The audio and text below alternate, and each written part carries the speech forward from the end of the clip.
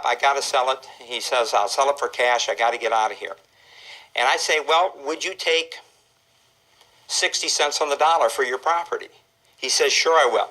How quick can you close? I've got to get out of here. I'm in pain. Whatever reason, I've got to sell this house. And so you offer him cash for that property, keeping in mind you don't have any money. You didn't have a job, you don't have a car, you had to walk there to get there. You have him sign the earnest money contract. He signs the contract. When he signs that contract and you sign on the buyer side of it, what has happened there? We've transferred the right to sell the property, equitable title, from the seller to you. So you now have the right to sell that property. Does that help you? You bet. Because what you're going to do then is you're going to take that contract for 60 cents on the dollar. You're going to go find somebody that does have money. You're going to assign the contract to him. And then he is going to close on the contract. Well, you say, Tom, you don't make any money on that deal. Well, yeah, you do. Because what you say to your investor is, Mr. Investor, how would you like to buy a house for 65 cents on the dollar? So say that we're talking about a $100,000 property. You bought it for $60,000. You assign the contract to the investor for $5,000. He gives you $5,000, and he goes and closes on that property. Now, can the seller do anything about that? No, because he transferred the right to sell the property, equitable title, from the seller to you when you sign the earnest money contract. So you simply take that contract to the investor. The investor gives you $5,000. He goes and closes on it for cash for next week. You've got $5 grand in your hand, no job, no house, no car, and now you got $5,000. And if you do that 12 times, the 13th one, you pay cash for yourself. We just threw that in for free there. Now you don't have to buy that $200 set of tapes that you say at 2 o'clock in the morning. Let's talk about novation. Novation is the substitution by agreement of a new obligation for an existing one. We have the same parties involved. Good example is we buy a house, FHA. And the appraiser comes in, he says the house doesn't qualify FHA. And we say, well, we still want to buy the house, so we do a novation and we make that a conventional contract. We've substituted by agreement a new agreement for an existing one. And then we go ahead and close on that house conventional because it will qualify for a conventional loan as opposed to an FHA loan. So that's a novation. Now, breaches of contract, we said earlier a contract is an agreement to do or not do something. The breach thereof, the law provides a remedy. So now we're going to talk about those breaches and what the law says about that. First breach we can talk about is a unilateral rescission. Well, we talked about rescission before, but that was a bilateral rescission there. This is a unilateral. It means one of the parties backed out of the contract.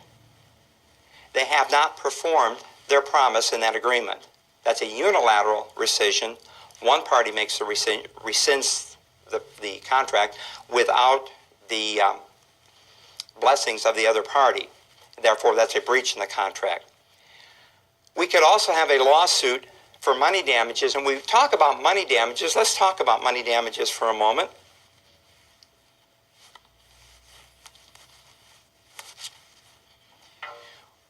We have liquidated damages.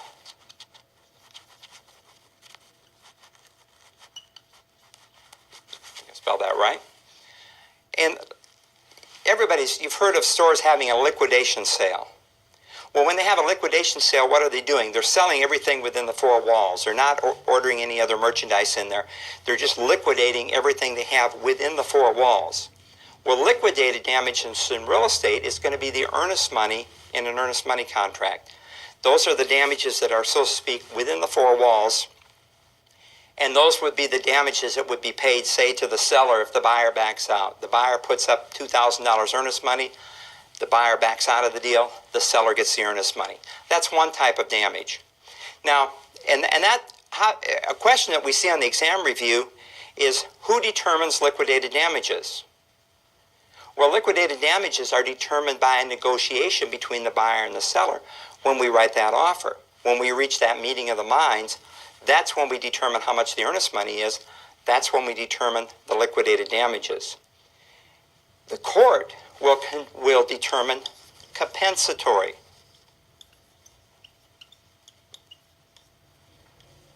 And the idea behind compensatory damages is to restore the damaged party back to their original position. So the buyer backs out of the transaction and doesn't buy the property after having it under contract for 2 years. Well, what did the seller lose over that 2-year period? That's going to be up to the courts to decide how are we going to compensate that seller, or we call that compensatory damages. A third type of damages that we could arrive at would be punitive or exemplary.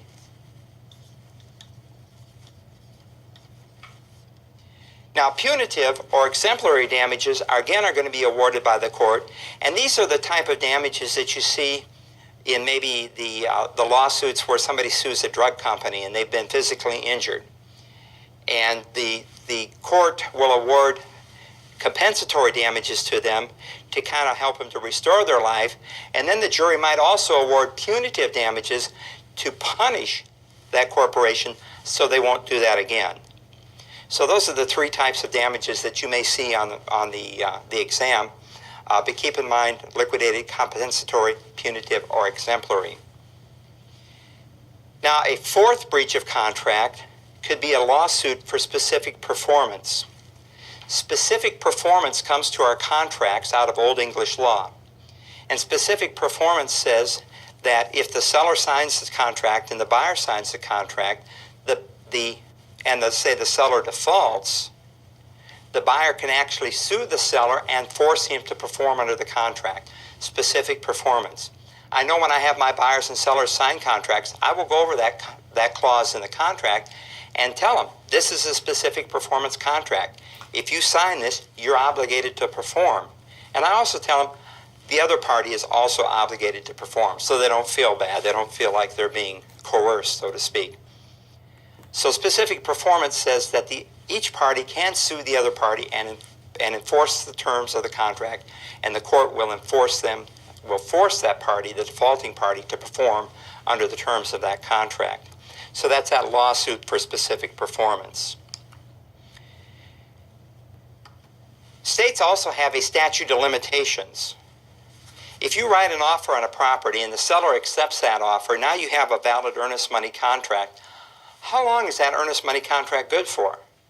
Well, your state is going to have a statute of limitations there and say that that earnest money contract is only enforceable for a certain period of time. And you check your state statutes to make sure that you know the correct period of time. But all states have some type of limitations when an agreement will expire if nobody performs on that agreement. That's the statute of limitations.